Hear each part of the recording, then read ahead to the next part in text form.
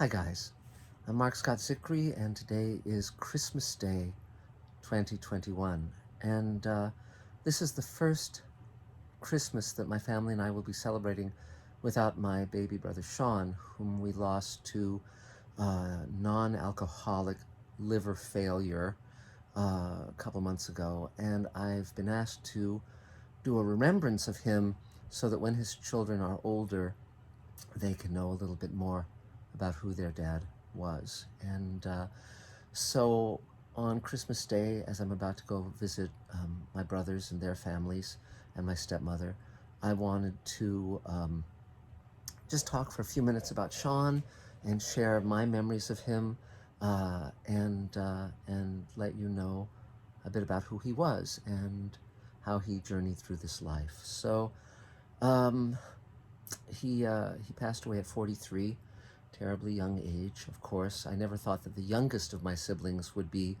the first to leave us, but I don't make the rules of this universe, very sadly. So, but here we go. So here's basically, first of all, who I am and where I stand in the family. I'm the oldest Zickery child. I was born in 1955. Both of my parents were married 4 times, and I was the first child from their first marriage, the only child from that marriage. My mom, Gloria Zickery, and my dad, Stuart Gordon Zickery. My mom's maiden name was Feld. They met in 1950 in a gay bar named the Tropical, and both assumed the other was gay. And fortunately, they worked that out, or I wouldn't be here.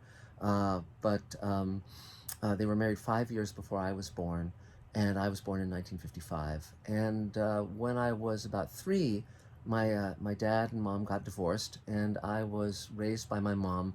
But every other weekend, I would go visit my second family, my dad's second family, in Orange County in Placentia. And so after my mother, my dad married Marion, and they had 3 boys, my brothers Jim, Steve, and Joe. Jim is 5 years younger than me, Steve is 6 years younger than me, and Joe is 10 years younger than me. Then, as life continued, my father divorced Marion and married Twyla, Darlene McDonald, and they had my sister Christina, who was 19 years younger than me. And then finally, that marriage ended after a brief time, and my father met and married Sherry. And Sherry had a baby from her previous marriage, and that was Shaun. And the first time I met Shaun was when he was a baby. He was 22 years younger than me. So by then, I got married at 21. I met my wife Elaine when I was 20. So I was already married when Shaun came into my life. And he was so present to things and so alive to things. And as a child, he was very joyful. And there's, in fact, it's funny because my dad adopted him, and so he was basically raising Shaun. Shaun didn't know his birth father. And so my dad was basically the dad that Shaun knew as his dad growing up. And Shaun as a child was full of enthusiasm and full of energy and just excited about things. And the world was just amazing to him. And he was being raised with my sister Christina, who was called Tina then, and she was 3 years older than him. So they basically were 2 kids being raised together, and so they had a great byplay. They were very different personalities. Tina was more reserved, more of an intellectual, I should say, and Shaun was just going all the time and very excited by things and Mr. Enthusiasm. And so they had a great byplay, the two of them. There was a great affection between them, great connection between them, and I think they really loved each other. And I really loved the byplay. So at one point, I was hired to write a pilot for NBC. I should mention I'm a writer, producer, director, etc. And I was hired to write a pilot for NBC based on one of the Choose Your Own Adventure books. And I was given a choice of 3, and they said, we will shoot in these actual locations. You get to choose which one. And the 3 were the French Riviera, the Himalayan mountains, and Thailand. And for my interests, I initially chose the Himalayas, but for production reasons, that was too difficult. So we settled on Thailand. And because it was going to have kids as the main characters, I named the characters Shaun and Tina, and I based the characters on them. And so so I spent time with them, and I videotaped them and recorded them in how they communicated. And sadly, I don't have that tape anymore, as far as I know. If I find it, I'll share it with you guys. But I actually did record them one day when I had a video recorder, which were very rare back in those days, and a video camera, and I actually videotaped them and my brothers and my dad and my mom and Elaine and everyone in the family. And I'm going to be sharing that video with my family very very soon. But so I recorded them and I wrote the first draft of the script, and they were really delightful on the page. And the network executive at NBC was really loved the script and greenlighted it. Their one request was that I switch the ages so that Shaun be the older and Tina be the younger, and that changed the dynamic very significantly. So I had to take a lot of the jokes out, and but we shot the pilot. It was called the Case of the Silk King. It starred Solly Moon Fry, Chad Allen, and Pat Morita from Karate Kid, and we shot it in Thailand. They flew me there to research it, and then they flew me there to write it, and to be there for the shoot. And so Elaine and I were there for the shoot, and ultimately it didn't go ahead to series, but ABC picked up the pilot and aired it for a number of years as a holiday special, and God knows it may even be on YouTube by now. But so Shaun was proving very fertile material, and I really found him just a delightful kid, and really wanted to be very supportive of him. I felt very much that I wanted to be there whenever he needed me. And the reason was because although Sherry was a very loving and attentive mother, my father uh, was a very angry man. And he started in aerospace when I was a kid. He was working for North American Rockwell during the Vietnam War, and then he got tired of that job and became a TV repairman and opened his own store, ZTV, which he maintained all through my teenage years and beyond. And and my dad was funny. He had a good heart in many ways. He expressed love as much as he possibly could, but that was always tempered by anger, sarcasm. Just he always had to walk on eggshells with him, and all of us, in one way or another, were wounded by that anger that he carried. He had been abandoned by his father before he was born. Only met his father, my grandfather, 3 times in his life. I never met my grandfather. He was raised by his mother and his aunt and his Uncle Adolf, who was the only Jew who didn't change his name from Adolf after World War II. But there you go. And Adolf went blind when I was 3 and died when I was 13. But so my father was a very judgmental and very difficult man in many ways. He softened and became more gentle and more loving as he moved into older age after we were all grown. But definitely I knew that Shaun was going to have a rough ride of it, as we all had. And so I was always trying to be supportive of Shaun and protective of Shaun, but I recognized that as Shaun was becoming a teenager, he was becoming very, very angry and very frustrated, and I think his self-worth really took a beating, and so I was very concerned about him as he began to sort of run with a rougher crowd. And I was very worried about his anger. At one point, I bought him Doc Martens, which he wanted as a gift when he stayed with us one time. And he was a little kid at that point, like a teenager, maybe, I don't know, 12, 13, something. But he's a big kid. He was always a big kid, much bigger than the other kids his age. And in fact, when he grew up, he was, by varying accounts, 6'8" or 6'10", and I always called him the wall that walks because he was so big and so broad and just like strong. And but he loved cars. He loved where he could work with his hands. My dad had been mechanical. My dad built Bugatti, kit car, a replica Bugatti, and he built a replica World War II Jeep. And Shaun was very interested in mechanics and automotive things and physical things, and loved music and played the guitar and all that stuff. But he was an angry kid, and I knew that was going to be problematical, and it became more problematical as he moved through his teen years. And so Elaine and I, at one point, we partnered with Tom Fontana, who created Homicide and Oz and ran those shows. And so it was a project called Thornfield, and it starred Armin Shimmerman, and we pulled the money together to shoot the pilot as a selling tool. It was what's called a pilot presentation. It was 20 minutes long, and we were putting about 60 grand of our own money into it.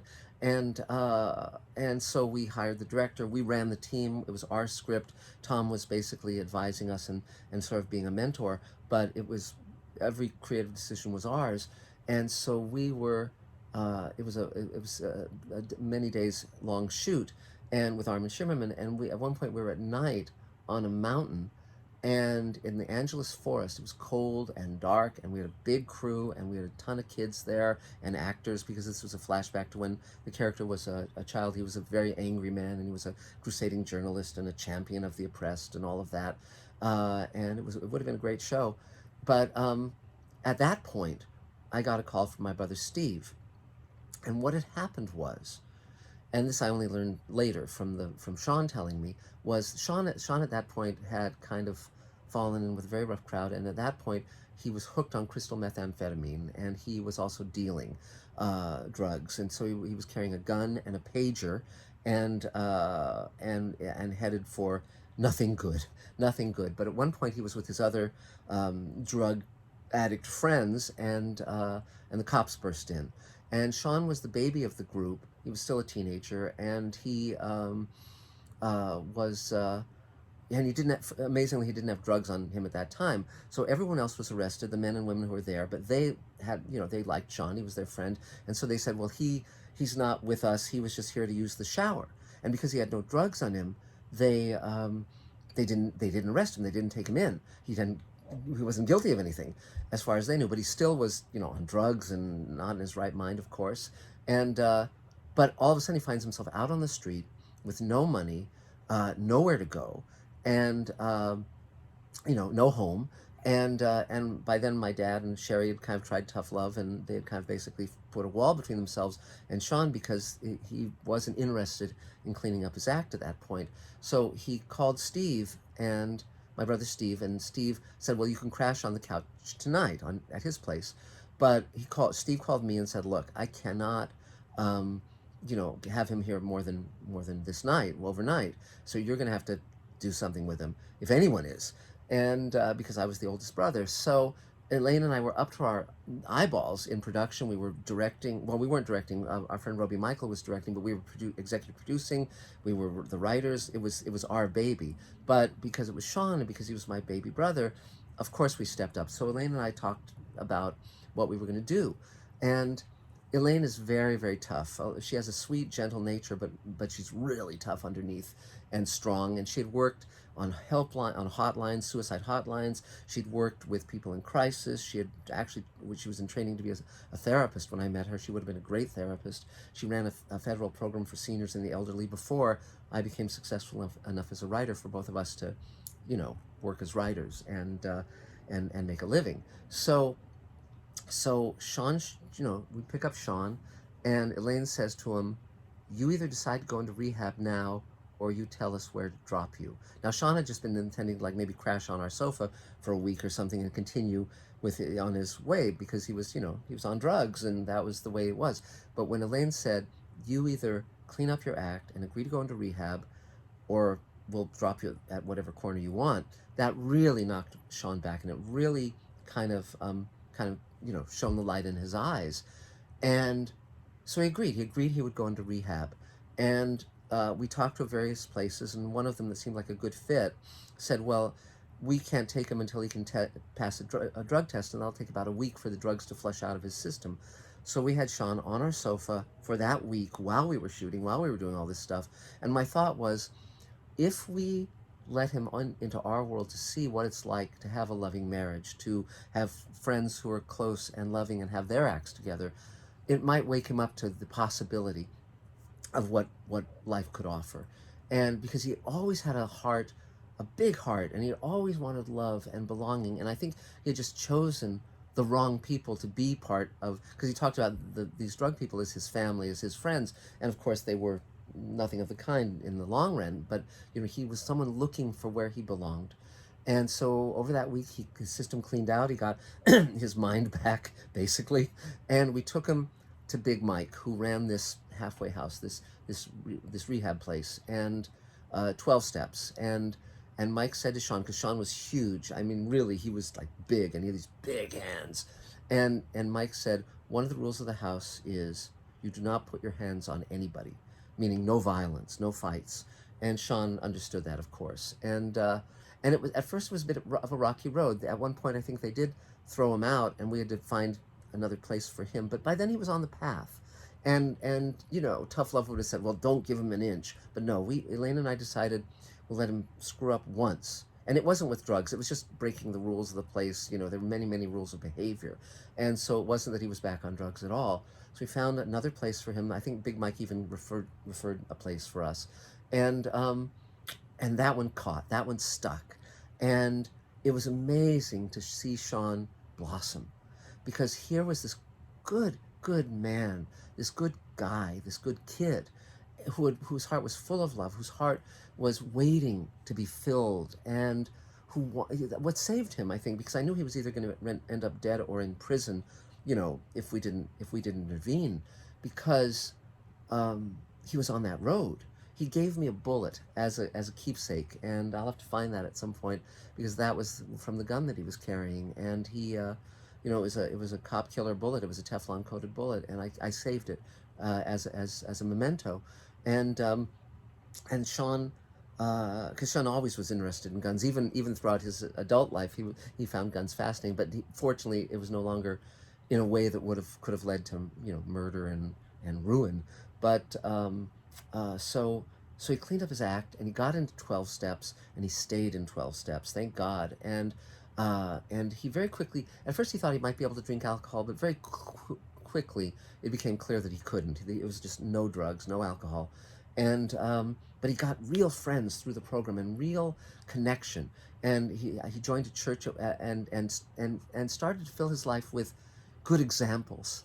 And he found Nicole, and when I met Nicole, I thought, this is great. And she had again a good heart, and they both wanted a family, and I knew that that would be really great for Shaun. And by then, you know, he'd come back into the life with the family, so he could be at our Christmases. My dad and Sherry and Shaun were you know, talking again and connected again. And I'm glad that Shaun got to see my dad become a better dad, a more loving dad, and spend a lot of time with Dad. And ultimately, my father gave him the Bugatti he built, because Shaun loved it, as did I. And so there was that connection reformed, rebuilt. And so Shaun met Nicole, and I thought she was great. And they, when said that they were going to get married, this was, I thought, terrific. This is exactly what Shaun needs. And they stayed married for the rest of his life. And we attended the wedding, as did the rest of the family, and Christina and her husband Jules, and by then Steve, of course, got married as well. And so Christina started raising a family. Steve started raising a family with Lael, and Shaun and Nicole started raising a family. And you know, that would have, you know, one would have hoped that would have been the end of the story in terms of everything going swimmingly from then on. But of course, as I said earlier, we don't make the rules. And so they had their first daughter, Allison, who was just a miracle child. She was full of joy and life and charm, and just an amazing little girl, even as a baby. And as a toddler, she was diagnosed with cancer, with leukemia, and or it was maybe bone marrow cancer. I can't, I don't remember the specifics, but she got cancer, and she was 18 months old, and Shaun and Nicole did everything in their power to save her, to get her the treatment she needed. The community, you know, helped and raise money and do everything that could be done. And my assumption was, of course, she would survive, because it would be unthinkable that she could die. And they were just doing everything they could to fight it. And she was just such a wonderful little girl. But sadly, at 18 months, they were told by the doctors that she was going to die, and die very soon, that they had exhausted every treatment that they could give her. And this was just tragedy beyond words. And yet, to see how Shaun carried himself through that time, he was so strong and so calm, and never into self-pity that I ever saw.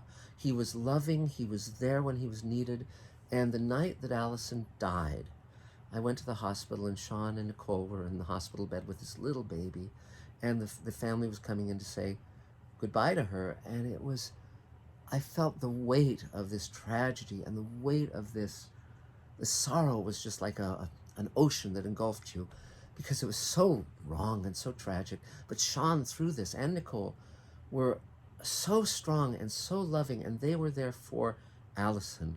And Shaun had tattooed Allison and Nicole's names on his arm, and and they were just there to see their daughter through to the next step of her journey. Now, I'm an agnostic. I don't know if there's anything after we die. I always say, if there is, I'll be pleasantly surprised. But fortunately, Shaun, was a churchgoer, and I think that may have been some comfort to him as well. I hope it was. But again, he was just a rock through this time. He was so focused on being there for his family, and my God, he was stronger than I ever possibly could have been. And so she died, and they, you know, they did what grieving parents do. And I knew how dangerous that time was, because I knew that parents who lose a child usually fall apart and divorce, and that's the end of things. And it's a tragedy that continues, that has a ripple effect. But Shaun and Nicole, through 12 steps, through their church, through their friends, through the people they love, through family, both on Nicole's side and ours, on Shaun's, they found whatever strength it took, whatever love it took, to stay together and have another child. And so Caroline, Nicole was expecting Caroline, and I remember my father at that time saying to me privately, that he thought it was a mistake for them to have a child so soon upon the death of Allison. And I disagreed. I said, no, I think it's great, because they have a hole in their heart, and they have to fill it with something, and this fills it with love.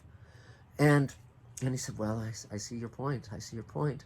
And so then Caroline arrived, and it was really interesting, because for a time she looked so much like Allison, and she was her own person. She had a different personality, but up until about 18 months, she was very much like Allison. And then she started growing on beyond that, 2, 3, 4, 5 on, and she was her own person, and a wonderful, wonderful little girl.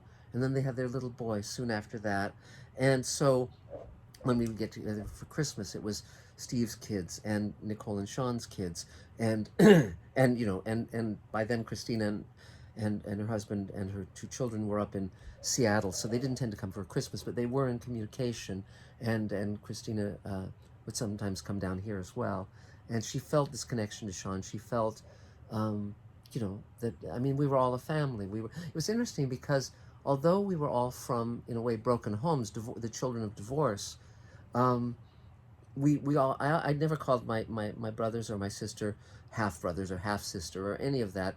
We were always each other's brothers and sister, and we were encouraged to see each other as family. And I'm very grateful for that, because although I was raised as an only child by my mom in Los Angeles, every other weekend I would get to go as a child to Orange County, where I had my second family, where I had siblings, and growing up continued that. So even though I was an adult when Shaun came into my life, he was my brother. It was that simple. There was no line of demarcation other than that. And so they had Caroline, they had their son, and I continued on my adventures, and it all looked to be great. And Space Command came into my life, this TV project where my fans have given me all this money, and I've opened a studio. And after decades of working for the major studios and networks and doing hundreds of hours of television as well as books, I got to have my own studio and started shooting my own project. And Shaun, I asked Shaun if he might be open to making ray guns for us. So let me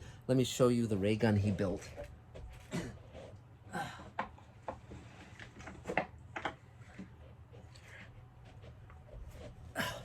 This is the prototype ray gun that Shaun built. It's lovely. It's made of metal. He really put his love into it. And he was going to be making me, I'd hired him to make 7 of these as a start. But sadly, then the other shoe dropped, and that was Shaun. Because of his size, because he was so big, it was a strain on his organs. Now he was working in air conditioning and heating very successfully, making a good living for his family. He bought a house in the valley, was raising his kids as one does, and he was a loving, loving father. They were his world. I mean, he'd wanted a family, and he had a big heart. Every part of him was big, and he had this big heart. And to see him with his kids, you know, it was just, I was so overjoyed that he had taken the road of love and belonging and sobriety and making a living, bringing the money home, supporting his family, buying a house, doing what happy people do, doing what normal people do, what people who've got their act together do, and he was happy. I mean, he would complain about work or whatever, or house payments, but he loved his family. He knew who he was, and he knew where he was, and he was, as I said earlier, he was like a rock. He was like a stake of metal pounded into the ground. He was there, and he showed up for his kids. He showed up for his family. And he and Nicole may have had disagreements over various things, but they stayed together and they raised their kids. And at the heart of it was love and regard. And Nicole said at the ceremony for Shaun that they might have disagreed on the small things, but they did not disagree on the large things, and that included raising their kids. You know, the kids were the center of their lives, and then Shaun was diagnosed with non-alcoholic cirrhosis of the liver, which is basically you're not an alcoholic, but your liver's failing, and because of the craziness of our uh, donor system in America, he was going to have to wait. And again, as with Allison, it was unthinkable that the clock would run out. It was unthinkable that this man in his early 40s with two small kids and a wife wouldn't get the liver, wouldn't get the transplant, wouldn't survive. And so everyone's coming together for that, being supportive of him, and he kept fighting the good fight, but the way it works was he would have to get very, very ill before he would be put on the top of the transplant list, which is crazy. See, here's what I would do. If I could change the world in terms of donors, right now you have to check a box when you go to the DMV to say that you're willing to be a donor. I think it should be the exact opposite. I think it should be automatic that you're an organ donor if you die, unless you check a box that says you don't want to be.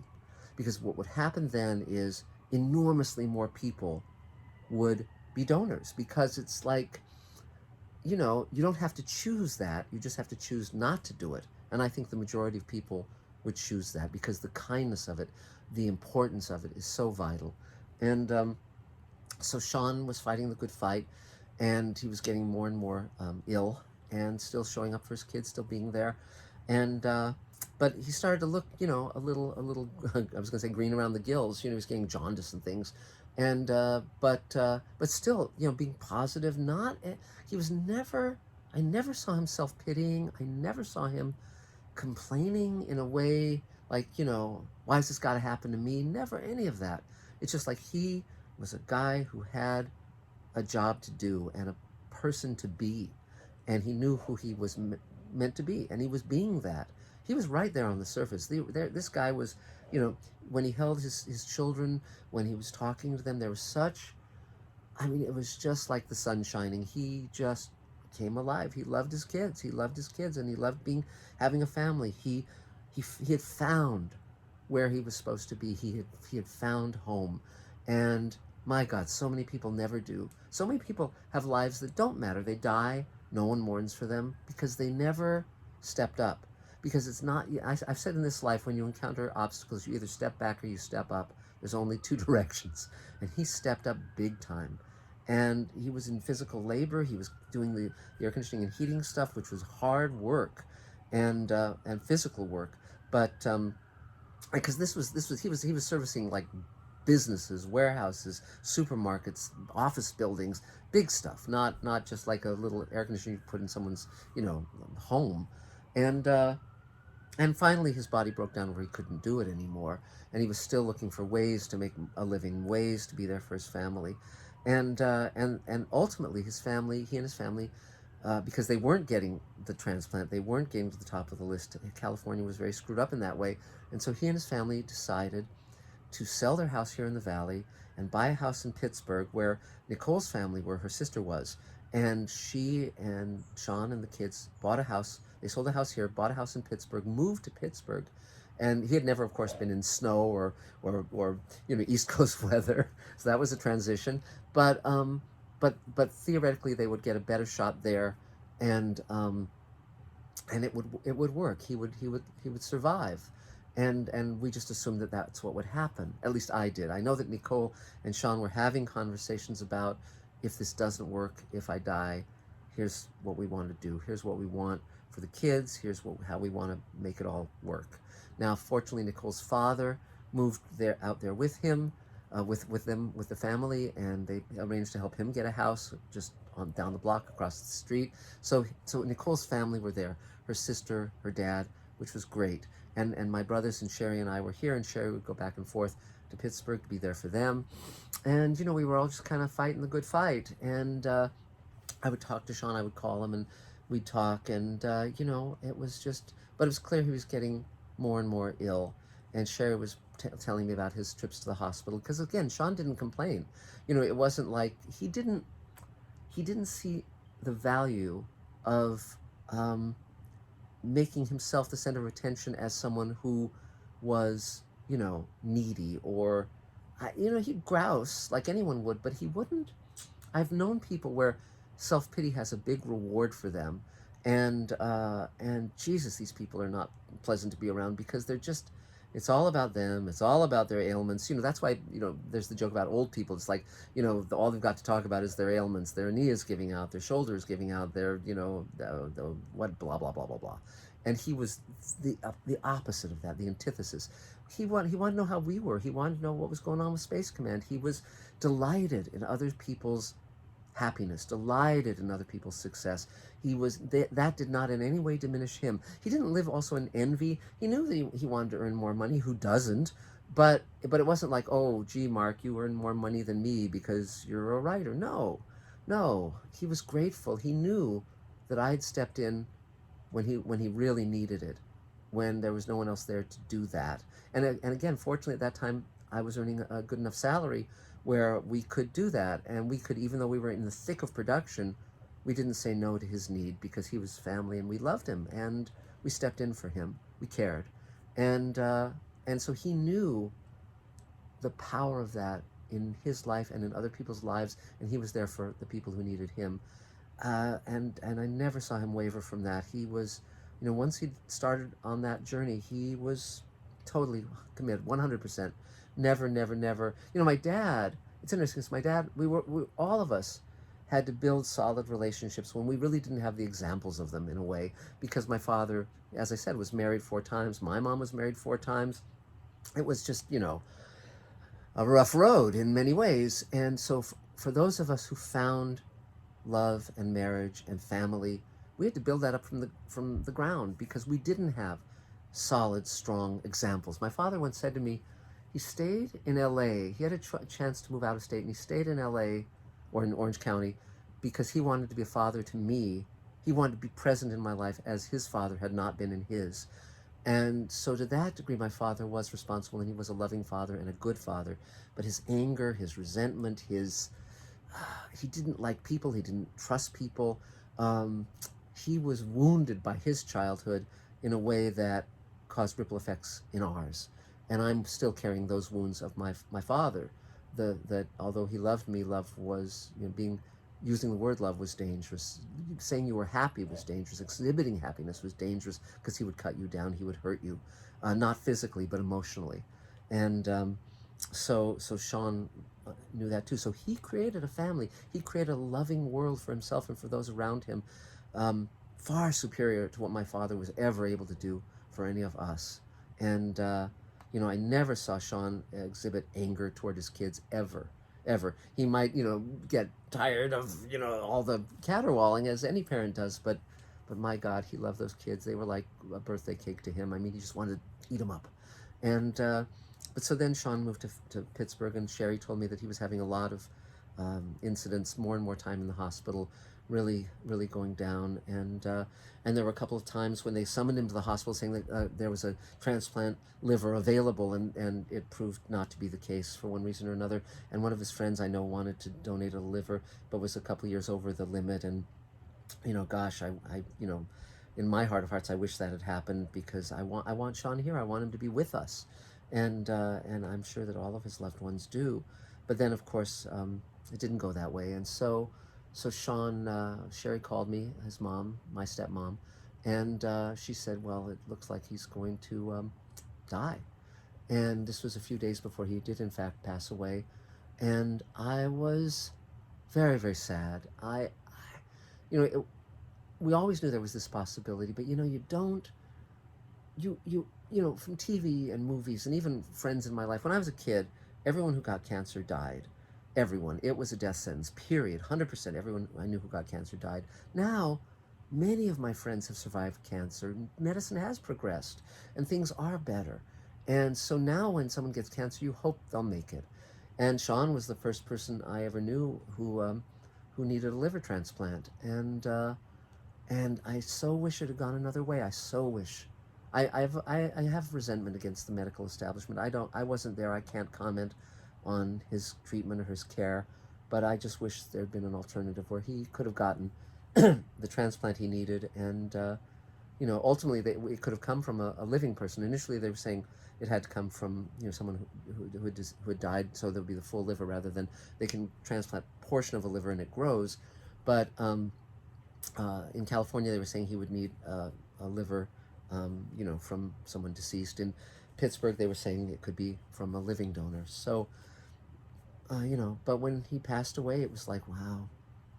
I just felt so sad for his family, his kids particularly, because to have your father die when you're 6 years old, 9 years old, 11, it's like, it's huge. It's huge.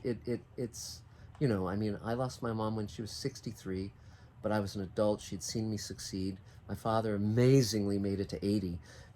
Sherry, I always say Sherry, who was married to him for 30 years, she tended him like a hothouse flower, because he was diabetic, he was overweight, he had smoked up until he was like, in advanced years. He finally gave that up.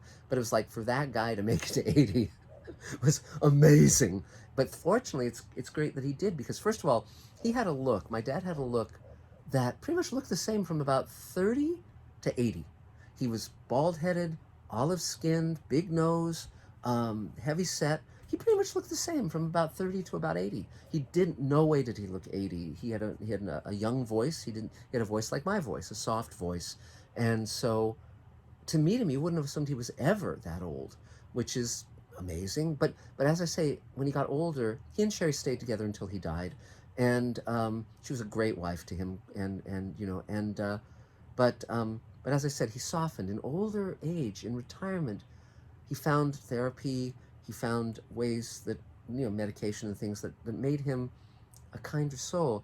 And he would call me, and he would say, "I'm calling you just to wish you a great week." And he would say, "I love you, son." And I think and hope he did that with all of his children, because all of us longed for that family, for that home. And so I got that from my dad. I hope Shaun got it from Dad as well. I think he did. I think he was very close to my father, as was my brother Jim. All of his children had differing relationships with him, and we chose different career paths. My brother Steve is a professor at Cal State Fullerton, a math professor, and so forth. So, but all of us thought of Shaun as our brother, as our family. My father thought of him as his son, and Shaun in his adulthood got to meet his birth father, which I think was meaningful to him. And Shaun, here's what I can say about Shaun's passing. There was a memorial, a Zoom memorial, because again, it's this crazy pandemic, but what Shaun did in death was he had the conversations he needed to have with Nicole beforehand, so they faced the possibility of death, and Shaun, I faced it with, I think, enormous grace and enormous courage and enormous maturity. I hope he believes that he's in a better place. I hope he is in a better place. I hope I'm wrong about religion. I hope that he's, that his Savior has wrapped his arms around him and that he's with Allison in a better place. I hope that's true. I'd like it to be true. Um, but I do know this. The kids have Nicole. They have their loving mom who is as fiercely uh, loving and as fiercely a parent for them and a champion for them as Shaun was. And I know that she'll remember Shaun to the kids, that there's photos and video, which earlier generations did not have. And so they will be able to hear their father's voice and see their father. And, uh, and all of us, of course, will be there for them uh, in any way we can as they grow. And for Nicole, we're absolutely here for them whenever they need us. And it's good to come from a large family. Speaking as an only child, I got the best of both worlds. I got to have a loving. I mean, my mom was an amazing mother. She was tremendously loving and supportive, and I am who I am because of that. But I also am who I am because of my father and because of my brothers and the family, and all of my step parents over all these years. I am the product of all of them. I am their creation and their artwork.